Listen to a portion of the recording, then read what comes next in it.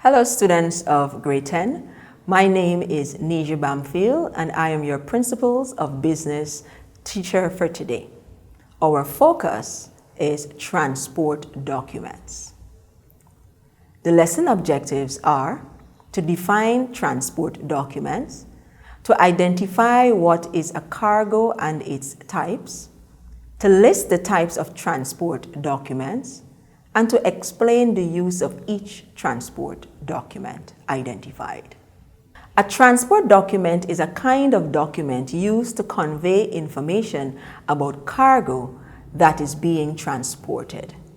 In economics, the word cargo refers in particular to goods or produce being conveyed, generally for commercial gain, by water, air, or land. Freight is the money paid to carry cargo. Cargo was originally a ship load. Types of cargoes. Cargo now covers all types of freight, including that carried by intermodal container, air traffic, rail traffic, vans, and trucks. Governments are very concerned with the shipment of cargo, as it may bring security risk to a country. Therefore, many governments have enacted rules and regulations administered by a custom agency to the handling of cargo to minimize the risk of terrorism, trafficking, drug smuggling, and other crimes. Governments are particularly concerned with cargo entering through a country's border.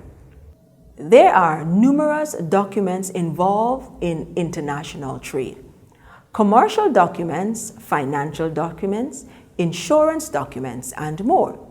Today, let us focus on some of the common documents used for transport in global supply chain management.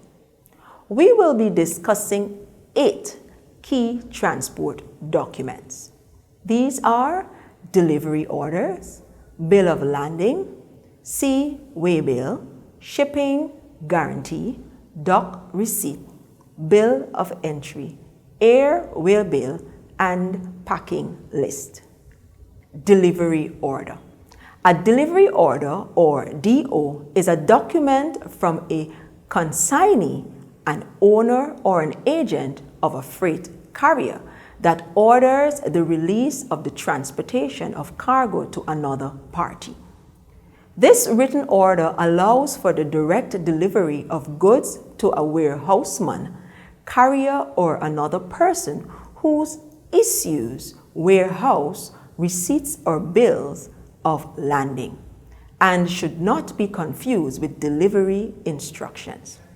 Delivery instructions provide specific details to carriers regarding the arrangement made by the forwarder to deliver the merchandise to a particular destination.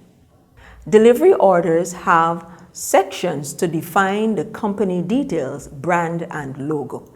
Here is an example of the delivery order template. Let us look at the various areas that are located on this document, or maybe another design given the type of carrier. You have the order details. They specify the amount and helps to track the order in later stages. Order date. This is where the date on which the order was placed is entered. Delivery note. Enter the number of the delivery note that is being dispatched. Customer ID, the specific customer's unique identification number. Dispatch date, the date when the dispatch is scheduled. The delivery method. State the method of delivery being used to dispatch the consignment. Example, if it's a courier or a cargo, etc. Receiver or shipping address. Enter the address where the order needs to be delivered. Invoice address. Enter the address where the bill needs to be sent or dispatched. This address can be different from the shipping address. Dock receipt. A dock receipt confirms that cargo have been received for shipment, thus designed to provide the exporter with proof of delivery of the cargo to the international carrier in good condition. This document is used by a shipping company and transfers the accountability for the safe transport of the cargo from the shipper to the carrier. It is the basis for preparing the bill of landing. Here is an example of the dock receipt. The inland carrier may deliver the goods to a warehouse company or a warehouse operated by the carrier as arranged by the freight forwarder. Like all other receipts, specific fields are identified for shipping details and accountability of shipment. Bill of landing. A bill of landing is evidence that there is a contract between a shipper of goods and a carrier. The customer typically needs this original copy as proof and in order to take ownership of the goods. This document may be endorsed or transferred to a third party even while goods are in transit. Here is an example of a bill of landing. The bill of landing takes many formats. However, this is a simple example showing the specifics of a bill of landing. The details are the same. Shipper's details, company name, address, and contact information. Consignee, the consignee's company name, address, and contact information. The carrier, where its full company details, the terms, the conditions of carriage. The bill of landing number, the unique bill of landing number issued by the shipping company or freight forwarder arranging the carriage of the cargo. The vessel type, the name and the voyage number. Destination, place of receipt or delivery, port of landing or discharge. Container number, the seal number, shipping marks and numbers, description of goods, goods weight, cubic measurement in meter cube, special instructions such as cargo classifications. Payment terms, the freight prepaid or freight collect. Incoterm, the FOB, EXW, FCA, etc. Place and date of issue signature. FOB stands for free on board. Bill of entry. It is a declaration by a consignee or importer or his appointed agent. It provides details of the type of cargo, its value and quantity. It is prepared in 3 copies. A customer inspect and clear the goods based on the information provided in the bill of entry. To ensure that there is no mispractice regarding the value of the goods, the bill of entry is tallied with the sales invoice or insurance policy. Here is an example of a hard copy or electronic copy bill of entry. The following 8 positions are specified as important. 1. Port code and license number. 2. Customer's house agent code. 3. Import-export code or the IEC. 4. Importer's name and address. 5. Date and payment type. 6. Customer duty and charges. 7. Customer ID. 8. Weight of items. The address will be auto-populated if the importer is a registered taxpayer. The Seaway bill. A Seaway bill is a contract that is not needed for cargo delivery and is only issued as a cargo receipt.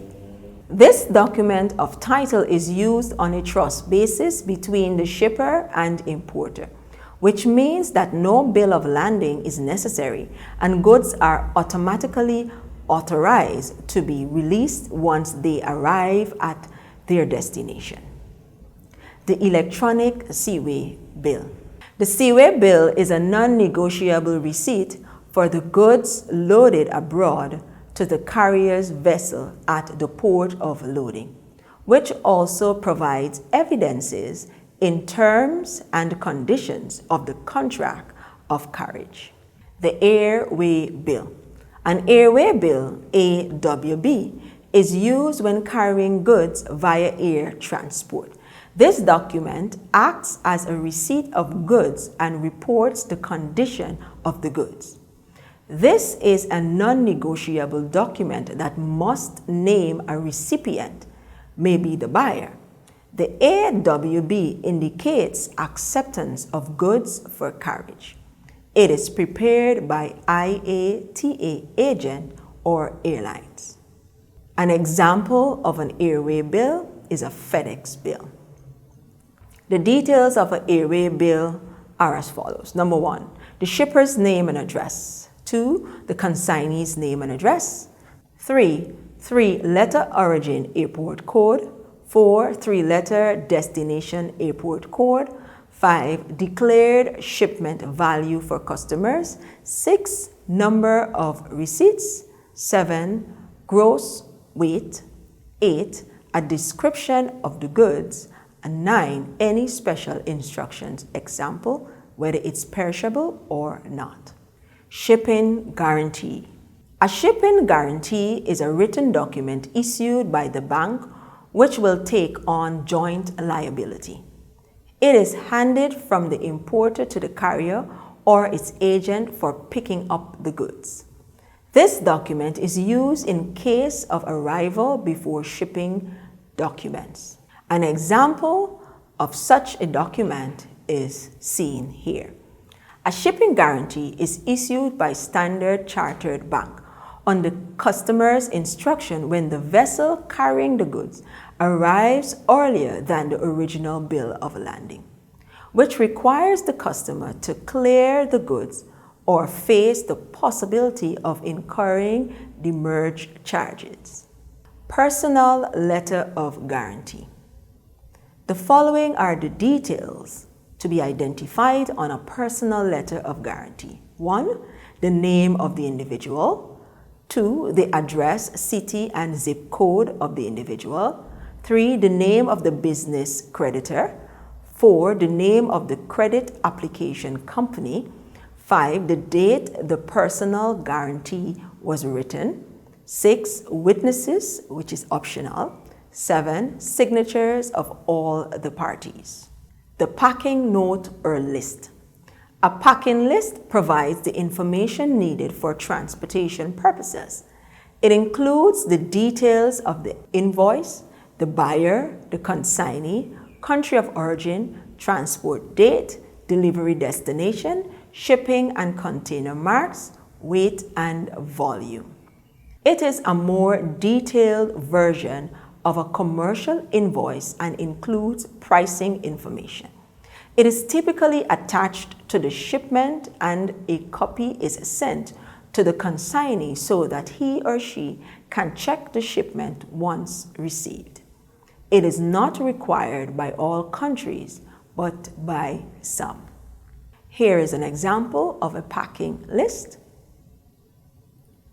And to the far right, we see some important details that must be included, and that is the packing list number, the loading date, the customer PO number, and the shipping mark.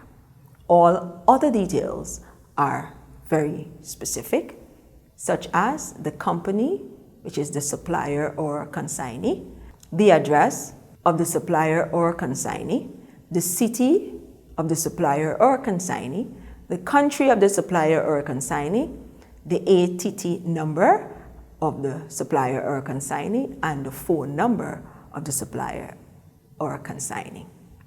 Let us review just 2 items I would like you to take note of. The Airway bill for most countries are considered documents that must be used via air transport. As was stated, this document acts as a receipt of goods and reports the condition of the goods. We all know that many of us have received items or goods via Airway. The second item that I want to consider is the packing note or list. A packing list provides the information needed for transportation purposes. It includes the details of the invoice, the buyer, the consignee, country of origin, transport date, delivery destination, shipping and container marks, weight and volume. We all know that when we have received our barrels or boxes from overseas, this note or list must be attached to our barrels or container for safe accountability of the items therein. Now that we've come to the end of today's lesson, I want to thank you for paying keen attention. My name is Miss Neja Bamfield, and I was your Principles of Business teacher for today. Now let's turn our attention to the exercise at the end of this lesson. There are 4 questions to be answered in your notebooks. Number 1, name the transport agency in your country that ensures all transport documents meet government requirements. Number 2, what 2 other documents do your country's agency use? Define each. Number 3, spell out the following international commercial terms: FAS, FOB, CRF, CIF, CPT, and CIP. Number 4, if someone sends you a parcel from the UK to Guyana with UK cargo, what is the procedure? You are supposed to pay for delivery as a receiver before receiving.